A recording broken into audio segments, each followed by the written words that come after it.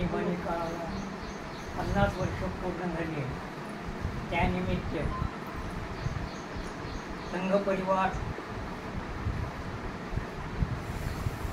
जो काही माझा सत्कार केला आहे आणि त्याच्याकरता आपण सगळेजण जमा झालेले आहेत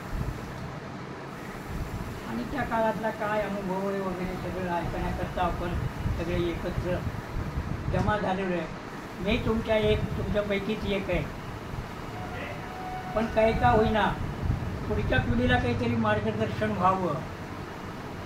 आणीबाणी आणीबाणी आणीबाणी आणीबाणी असं सगळा उच्चार करत राहतात, पण नेमकं आणीबाणी म्हणजे का उद्भवली, कशाकरता उद्भवली, त्याचे परिणाम काय झाले हे आपल्याला कमी माहीत होत आहे. पण सध्याच्या युगामध्ये यूट्यूबवर, मोबाईलवर या सगळ्या गोष्टीची चर्चा, आपण फक्त त्याला क्लिक करायला वेळ आहे, सगळा इतिहास आपल्याला कळू शकतो. पण त्या कोणी पाहतंय, कोणी नाही पाहतंय, करतंय. त्याच्यामुळं त्याच्याबद्दल एक दोन गोष्टी बोलाव्या. आता तर आपण माहीत आहे 50 वर्ष पूर्ण झाली आहे आणीबाणीला.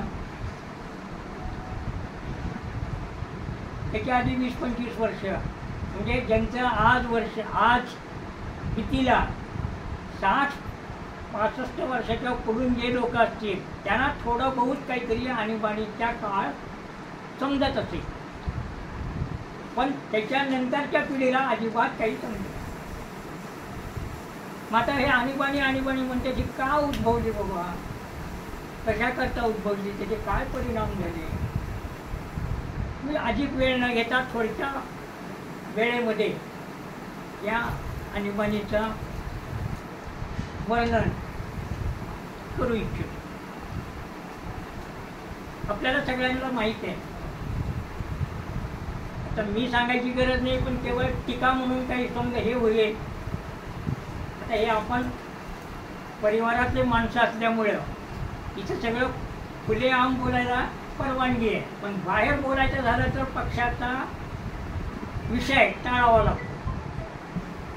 त्याच्यात सगळेच असतात, सगळ्या पक्षाला आपण आपली काय लोकशाही पद्धत, सगळ्यांना सगळी किंमत माहीत आहे, म्हणून कुणावर टीका आपण करत नाही. पण दुसऱ्यावर टीका केली तर आपण किती चांगले आहोत हे सिद्ध होत नाही. पण त्यावेळेसचा काळच असा होता. मला वाटतं 1971ला इलेक्शन झाले, निवडणुका झाल्या लोकसभेच्या. त्या लोकसभेच्या निवडणुकीत काँग्रेसच्या नेहरू परिवाराची परंपरागत मतदारसंघ होता रायबरेली, तिथून इंदिरा गांधी उभा टाकल्या होत्या. आणि आता त्यांच्या आडातच भिनलेलं आहे की येन केन प्रकाराने भ्रष्टाचाराचा अवलंब करून ते निवडून आले. पण त्यांच्या विरुद्ध जे व्यक्ती होते राजनारायण, त्यांनी अलाहाबाद उच्च हायकोर्टामध्ये त्यांनी अपील दाखल केलं. 2-4 वर्ष चाललं कोर्टाच्या पद्धतीप्रमाणे, आणि त्यामध्ये इंदिरा गांधी ह्या भ्रष्टाचाराने निवडून आलेल्या ते सिद्ध झालं. आणि त्याच्यामुळं त्यांचं जे काही पद होतं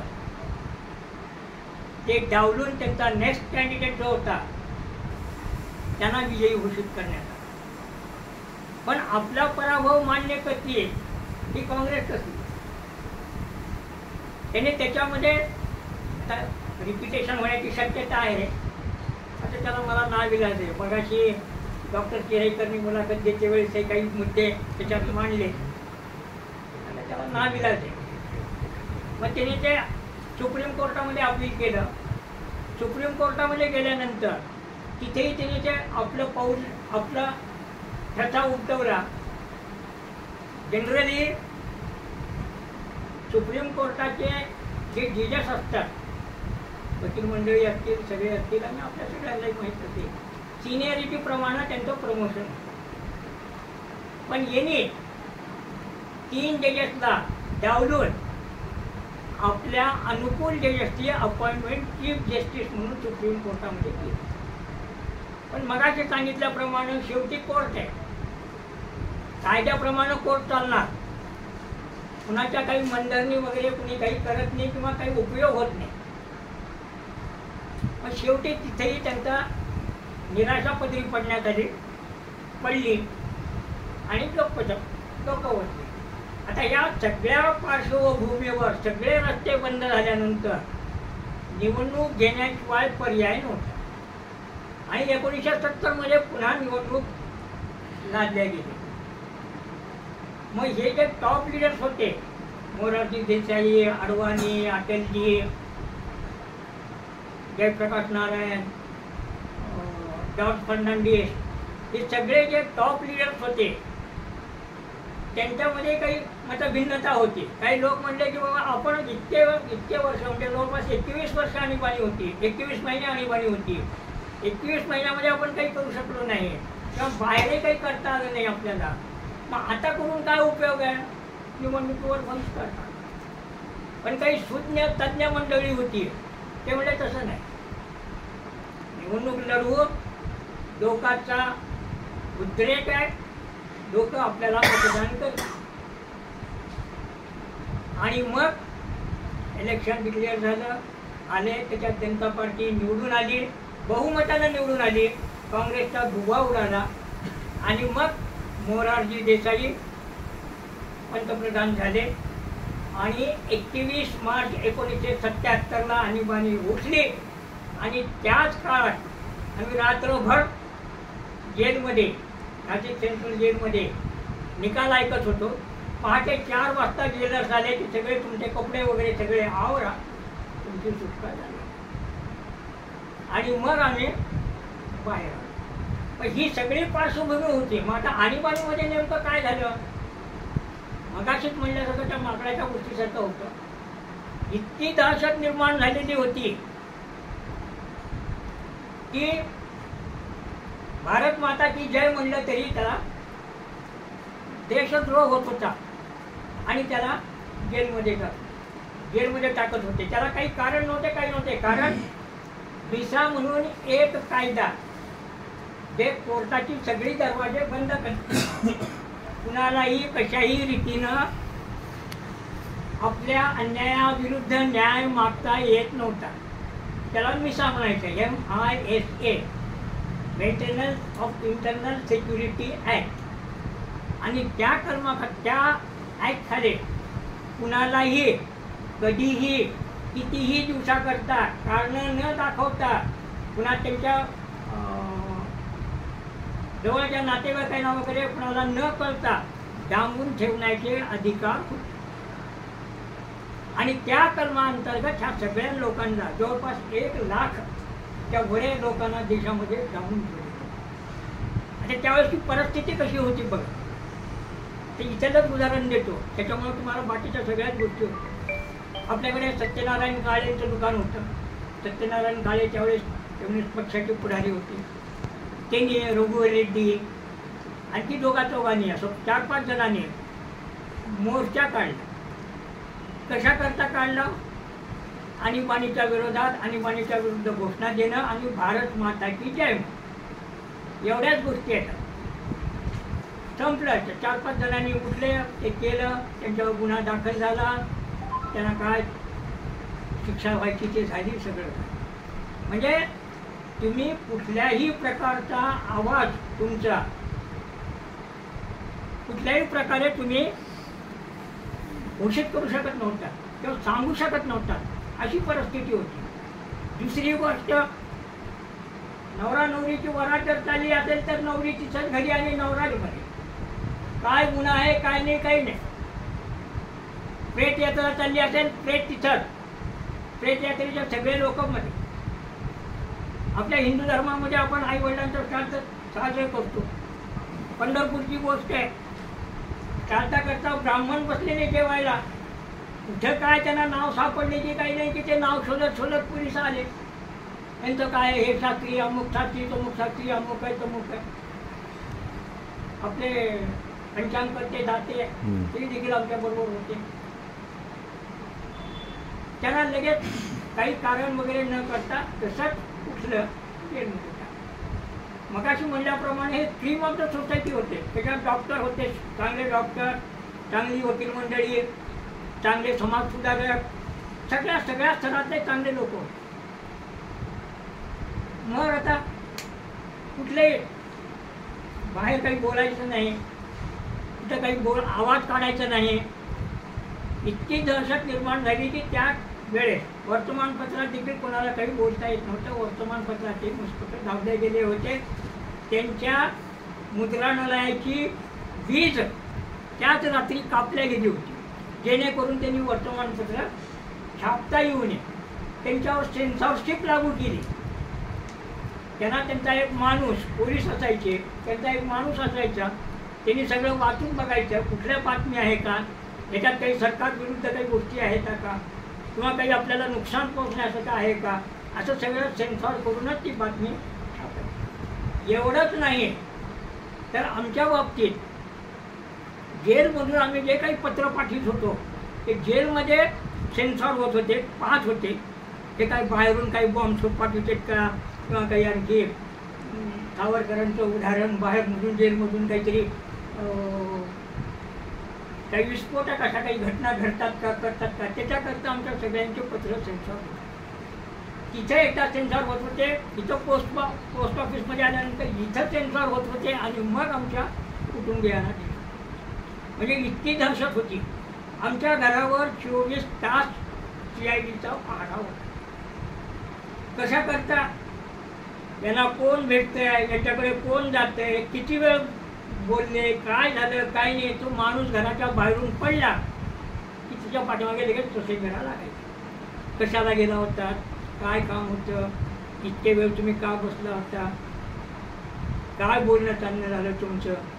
या सगळ्या ससेमिराला कंटाळून आमच्या घरात लोक येणं बंद झाले होते. इतकी दहशत निर्माण झालेली होती. बाकीचं तर काही सांगता येतच नाही. म्हणजे हे नुसतं छोटंसं उदाहरण दिलं की अशी परिस्थिती त्यावेळेस होती. दुसरी गोष्ट, इंदिरा गांधीचे सुपुत्र त्यांनी एक निराळं त्यावेळेस चालू केलं होतं, नसबंदी. कुठल्याही 12 वर्षाच्या माणसापासून, पोरापासून ते 85, 80, 90 वर्षाच्या पोरापर्यंत धराकी कुटुंबनी होत्या. धराकी कुटुंबनी पुरुषाची नसबंदी, पुरुषाची सगळ्यांची टाकायची. बाकीचं मी बोलत नाही. हे राजीव गांधी, संजय गांधी, चालू केलं होतं. संजय गांधी. त्याचं इतकं प्रश्न निर्माण झालं होतं की लोक काहीही बोलायला तयार नव्हते. नुसतं एखाद्या मुलीचं नाव इंदिरा असली आणि चल ग इंदिरा घरात चल म्हणून आईनं जरी हाक मारली तर त्याला पकडून द्या. तो इंदिराचं नावच का घे. बाजारातून घेऊन जायचे लोक नसबंदीसाठी. म्हणजे अशी भयानक परिस्थिती होती. हिटलरशाहीच होती, हिटलरशाहीच होती, तानाशाही. अशी हिटलरशाही होती. पण त्याच्यामध्ये लोकांचा असा उद्रेक झाला. आपल्याला माहीत आहे, खरी पायमल्ली संविधानाची 1975ला काँग्रेसने, इंदिरा गांधींनी केली. आणि त्यांचेच वंशज आज मोठ्या दिमाखामध्ये ते संविधानाचं पुस्तक दाखवून करून आपल्याला बेखूब बनवून, आपण कमी बुद्धी असो किंवा आपण त्यांच्या ह्याच्याला बळी पडलो म्हणून असो. ताजं उदाहरण आहे, लोकसभेमध्ये आपण त्यांच्यावर विश्वास ठेवून बहुमत आपण गमावून बसतो. पुन्हा काँग्रेसला बहुमत दिलं. आता त्याचं फळं आपण भोगतो. म्हणजे आपण सारासार विचार करण्याची बुद्धीच आपण गमावून बसलो होतो, किंवा आपण विचार करण्याच्या पलीकडे गेलेलो होतो. म्हणजे अशी परिस्थिती तिथं निर्माण झालेली होती. आणि ह्या परिस्थितीला सगळं कंटाळून आपली भारतातली लोकशाही आणि मतदार हे अतिशय शून्य आहे. आणि याचा अनुभव आपल्याला प्रत्येक वेळेला आलेला आहे. मग आणीबाणी कसं हे होईल की त्यांना या सगळ्या गोष्टीचा अनुभव आला आणि त्यांचा उद्रेकच त्या निवडणुकीमध्ये झाला आणि काँग्रेस पराभूत झाली. मग आता ते सगळं झालं. आता पुढे काय मोरारजी देसाई आले. आता ते आणखी एक छोट्या मोठ्या गोष्टी सांगतोय, 1-2-3 उदाहरणं देतो. आत्ताच मगाशी उल्लेख केला सद्गुरू चुडामणी बालाराज महाराज आपल्याकडे संत होऊन गेले 1980 पर्यंत होते. त्यांच्या ह्यातीमध्येच मला तिथं काम करण्याची संधी मिळाली आणि गेले 35 वर्ष मी तिथं सेक्रेटरी म्हणून होतो. माझा उल्लेखही केला. मी योगायोगानं विधिज्ञ होतो. BComला मला सेक्रेटरियल प्रॅक्टिस म्हणून एक विषय होता आणि तो विषय कॉन्ट्रॅक्ट ॲक्ट तो विषय BComला असल्यामुळं शिवराज पाटील तारपूरकर त्यावेळेस शिकवित होते दयानंद कॉलेजला. त्यांचा विद्यार्थी ते नेहमी सांगायचे की लॉ म्हणजे काहीच नाही हो, म्हणजे फक्त त्याचं एक उत्तर शोधा म्हणले. कुठल्याही आपल्या मनाला एक प्रश्न विचारा की मी ही गोष्ट होऊ शकते का नाही. आपल्या मनानं जर उत्तर दिलं की हो, हे धडक तुम्ही कायदा तुमच्या बाजूने आहे. आणि नेमकं तसंच या गोष्टीचा फायदा घेऊन नंतर मी 2000 मध्ये LLB झालो आणि 35 वर्षापर्यंत जे ट्रस्टचे कायदे होते 5 वर्षानंतर निवडणूक घ्यावी लागते. चॅरिटी कमिशनरचे ऑफिसचे चक्रा मारावं लागतात. त्यांच्या काय समस्याला तोंड द्यावं लागते. मग तिथून ते स्कीम आपली मंजूर होऊन आणावं लागते, करावं लागते. मी जोपर्यंत होतो तोपर्यंत एक पैसाही कुणाला दिला नाही किंवा कुणाला खाऊ दिला नाही किंवा चॅरिटी कमिशनरला दिला. पहिले माझ्या अगेन्स्टमध्ये गेले पण त्याला अपील केलं आणि पुन्हा करू नका. म्हणजे असा उपयोग मी या कामाकरता केलो की आमची आई 70ला हे सगळं अंधकारमय होतं. त्यावेळेस जे माणसं तुरुंगात डांबले होते ते केव्हा सुटतील का तिथं सडक पडतील याची गॅरंटी नव्हती. मग आमची आई महाराजांची पोथी ऐकायला जायची. महाराजांकडे नेहमी म्हणायची महाराज लेकरूचं तिथं जाऊन बसलंय, कसं काय आहे काय नाही बघा, काय आहे काय नाही. महाराज म्हणायचे तुम्ही काळजी करू नका, तुमचा विजय घेऊनच परत येईल. आणि अक्षरशः ती गोष्ट खरी ठरली आहे. 21 मार्च 1977ला ज्यावेळेस आमची सुटका झाली त्यावेळेस न भूतो न भविष्यात आमचं असं स्वागत करण्यात आलं अमृतपूर शहरात. आताही तुम्ही तसंच केलेलं आहे. आपल्या संघटनेतर्फे हार घातले मला तोंड दिसत नव्हतं. त्यावेळेसही एवढे आरोप पडले, हारं मिळत नव्हते बाजारात. काय बाग बगीचा सदाफुलीचे झाडं त्यांची फुलं करून हार घालून आमच्या गळ्यात घातले. लोकांची उत्सुकता, लोकांचं प्रेम एवढं. इलेक्शनमध्ये देखील आमची आई कधी बाहेर गेली नाही. पण 1970च्या मध्ये सगळ्या लोकांना प्रचार करत सोडली की आमच्या लेकराला जर बाहेर आणायचं असेल तुम्हाला काँग्रेसच्या विरोधात मतदान करावं लागेल. आम्ही मध्ये बसून आमचं काम एवढंच होतं की पत्र लिहून पाठवणे, नातेवाईक असतील कोणी असतील, आणि सांगायला अभिमान आहे की ते पत्र आमचे जिथं जिथं या लोकांची भाषणं होत असेल तिथे तिथे ते पत्र वाचून दाखवत होते. आणि त्यांचा परिणाम असा झाला की लोकांमध्ये विद्रोहाची भावना निर्माण झाली आणि त्यांनी ते काँग्रेसच्या विरुद्ध बरोबर काय करायचं म्हणजे असल्या भयानक गोष्टी त्यावेळेस होत्या. एखाद्या वेळेस ते याच्या वेळेस सांगितलं सगळं. एखाद्या वेळेस कोणी काही बोललं केलं लगेच अशा रीतीनं ही सगळी आणीबाणीची परिस्थिती होती. आणीबाणी का लादली, कशा करता लागली, त्याच्यानंतर आपण माहिती आहे जनता पक्षाचं राज्य आलं, सगळ्या गोष्टीचं क्लिअर झाल्या. आता आपण आणखी सुशिक्षित झालो, सगळं झालो. तुम्हाला एवढंच नम्र विनंती आहे की जे काही काँग्रेसने आपल्या सत्तेचा दुरुपयोग करून देशाचं अहित घडवण्याच्या दृष्टिकोनातून जी पावलं उचलली होती ती आपण त्यावेळेस थांबून पाहिली. आताही आपण सगळ्यांनी जागरूक राहा, सगळं व्हा. आणि जिथं जिथं असतील आता आपल्याला माहीत आहे नेहरू घराण्याची सगळी सगळी सगळी हिस्ट्री रोज एक 8 दिवस झाले की 2-4 दिवस झाले की ते तुमची मोबाईलमध्ये यूट्यूबवर तुमचं किंवा व्हॉट्सअपवर तुमचे कार्यक्रम येत आहेत. म्हणजे तुम्हाला आता अधिक सांगायची गरज नाही.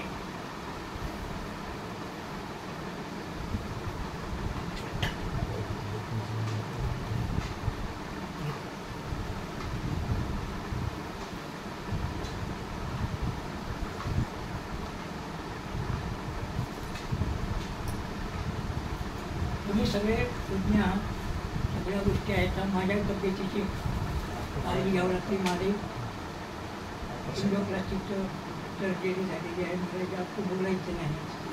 आज माझा कलेक्टर ऑफिसमध्ये आणीबाणीच्या काळामध्ये जे लोक होते त्यांचा स्वातंत्र्य सैनिक सन्मानपत्र देऊन देवेंद्र फडणवीसच्या हस्ताक्षरातलं स्वाक्षरीतलं सन्मानपत्र देणार होतं. पण माझ्या प्रकारच्या अस्वस्थतेमुळे मी जाऊ शकलो नाही. काही मंडळी काल आली आहेत, आता होतात, तात्या म्हणतात, काही राजकीय पक्षाचे लोक नेताजी म्हणतात. चंद्रशेखर दांजे आता नाही, काही कामानिमित्त ते गेले, त्यामुळे नेताजी तुमचे अनुभव घ्या. बघाशी म्हणल्याप्रमाणे जे लोक